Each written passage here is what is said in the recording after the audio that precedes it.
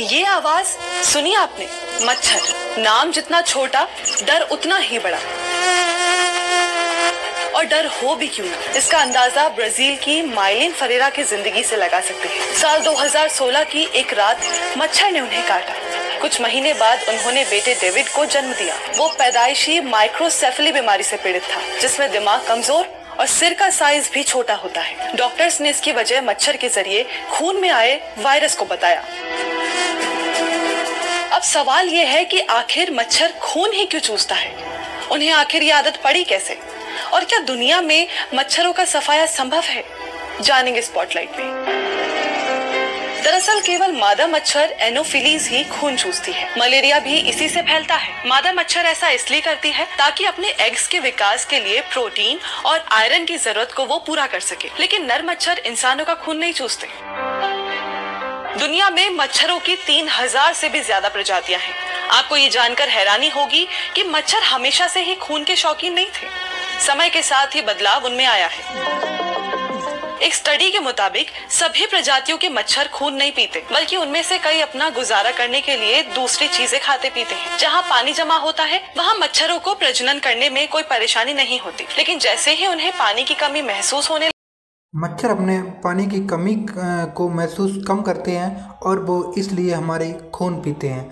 और वो इंसानों की खुशबू और इंसानों के द्वारा छोड़ी हुई CO2 गैस और भी जो पसीना होता है उसके द्वारा वो अट्रैक्शन होते हैं। लैक्टिक एसिड से भी आकर्षित होते हैं। अब जानते हैं इन मच्छरों का हमारे इकोसिस्टम में क्या रोल है। वैज्ञानिक मानते हैं मच्छर बहुत से जीवों के लिए खाने का सोर्स है। एम्फीबियंस जैसे मछलियाँ और मेंढक मच्छरों का लार्वा खाते हैं। वहीं पक्षी, चमगादड़ और दूसरे कीट भक्षी जीव मच्छर खाते हैं। इसके अलावा कुछ मच्छर फूलों से नेक्टर लेते हैं। ये प्लांट रिप्रोडक्शन और सीड प्रोडक्शन के लिए बहुत जरूरी है। हालांकि मच्छर कई बीमारियों का भी कारण बनते हैं, जैसे मलेरिया, डेंगू, जीका वायरस और चिकनगुनिया। इसलिए इनकी आबादी को कंट्रोल करना भी जरूरी है।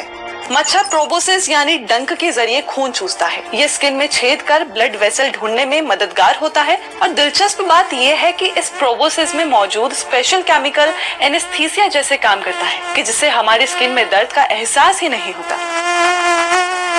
लेकिन क्या दुनिया से मच्छरों का सफाया संभव है? एक्सपर्ट्स का मानना है कि मच्छरों को जड़ से खत्म करने के बजाय इनकी सबसे खतरनाक प्रजातियों को जेनेटिक मॉडिफिकेशन के जरिए खत्म किया जाए, ताकि इकोसिस्टम पर भी बुरा असर ना हो। आइसलैंड इकलौता देश है जहां मच्छर नहीं है। वहीं श्रीलंका ने 2016 में वर्ल्ड हेल्थ और 2016 में मलेरिया मुक्त देश का दर्जा प्राप्त किया है श्रीलंका ने। उसके बाद में बात करते हैं कई ऐसे देश हैं जहां मच्छरों से राहत मिल जाती है। आज स्पॉटलाइट में इतना ही। ऐसे ही और भी वीडियोस के लिए देखते। पॉपकॉर्न ब्रेन से जूझ रहे हैं। पॉपकॉर्न ब्रेन यानी ऐसा दिमाग जो एक सेकंड के लिए भी एक जगह पर टिक कर नहीं रह पाता। ऐसा शख्स फोन के इर्द गिर्द ही अपनी दुनिया बना लेता है। सामने लाखों की भीड़ है, लेकिन ध्यान बार बार फोन पर जा रहा है। जरूरी काम कर रहे हैं, लेकिन मन फोन में लगा है। अगर ये आपकी भी कहानी है तो हो सकता है आप पॉपकॉर्न ब्रेन के शिकार हो। आज सेहतनामा में बात पॉपकॉर्न ब्रेन की। जानेंगे कि ये कंडीशन क्या है और इससे कैसे बचा जा सकता है। एक्सपर्ट्स के मुताबिक फोन चलाते वक्त हमारा दिमाग थोड़े से समय में बहुत सारी चीजें कंज्यूम करता है, जो हमारी क्षमता से बहुत ज्यादा होता है। लगातार ऐसा होने पर दिमाग एक जगह नहीं टिक पाता। इससे पॉपकॉर्न ब्रेन की कंडीशन बनती है। क्लीवलैंड एंड क्लिनिक के मुताबिक अगर आपका दिमाग लगातार भटकता रहता है, आप कॉन्सेंट्रेट नहीं रह पाते, आप हर मिनट सोशल मीडिया पर लाइक कमेंट चेक करते हैं, आपका अकेलापन महसूस होता है, सोशल मीडिया वैलिडेशन आपको अफेक्ट करता है, आप हमेशा थका हुआ महसूस करते हैं, तो समझ लेना आपको ब्रेन पॉपकॉर्न हो चुका है।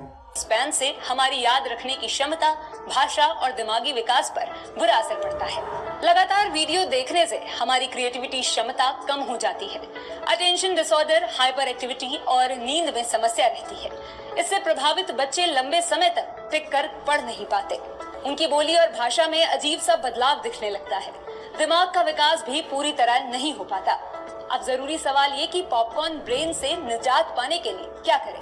इसके लिए सोशल मीडिया का टाइम डिसाइड करें, स्क्रीन टाइम कम करें, क्रिएटिव एक्टिविटीज में इन्वॉल्व हो, फोन से कुछ टाइम का ब्रेक लें, अच्छी नींद लें और डेली मेडिटेशन करें। इन सभी चीजों के बावजूद अगर आपको मोबाइल की लत से राहत नहीं मिल पा रही है तो आप काउंसलिंग का सहारा भी ले सकते हैं।